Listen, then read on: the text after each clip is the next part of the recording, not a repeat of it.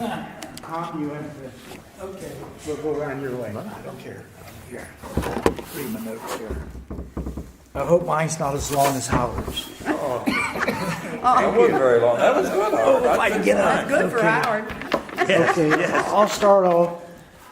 Bundy's was a restaurant, a bar, and up above the building was a telephone operation, right across from the Avalon Theater. And that was a day when you had to be 18 to drink a beer.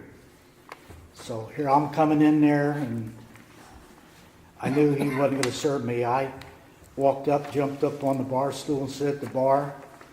Didn't ask me age. He just slid a beer to me, and he knew I was 18 years old. And that floored me right there. I thought, that is something else. How old were you? 18. I made It was his birthday, probably. Yeah, it was. He wanted to get a You're beer. younger than me, and I know that you weren't 18. And there was also where we lived in Cleves, and we shopped at Adams Grocery Store, which was next to the Avalon Theater. It was a mom and pop restaurant, and that's where we did all our grocery shopping. Not a So restaurant. that was another in Cleves. Yeah. The night out in Cleves, we lived on Bassett Street. We crossed the railroad track, walked down past the theater, to Curlis's restaurant, right next to the Tommy's Drive-In. Great big 2 or 3 story building, and they had a restaurant in it. It burned. And another thing, I used to walk. I lived in Hooven, and to see my future bride, I walked from Hooven down to by Cottles, which lived across from the Cleves School.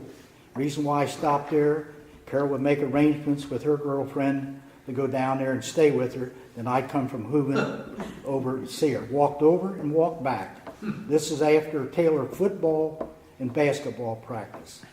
So, Hey, you walked all the way to North Bend, too. well, Many times. Yeah, through Cleves.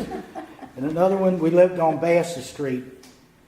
And there was a man next door, Mr. Myers.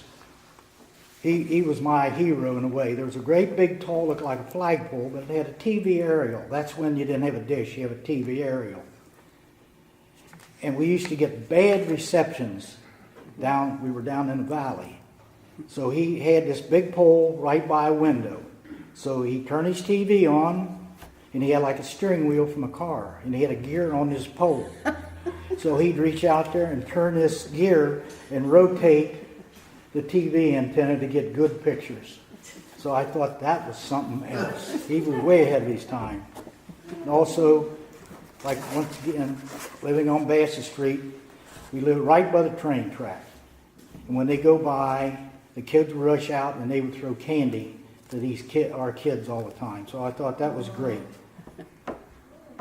Another thing, I got the job, I don't know how, but I was a paper boy many years ago, and I delivered papers from where the PNC Bank is, all the far end of Cleves, and pulling the papers in a wagon.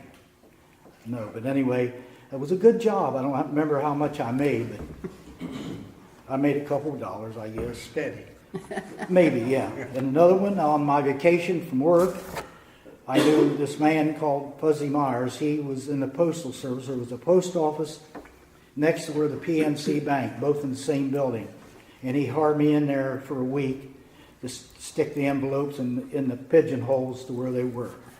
And I thought that was a great thing. That's my story about Cleves. You're sticking to it.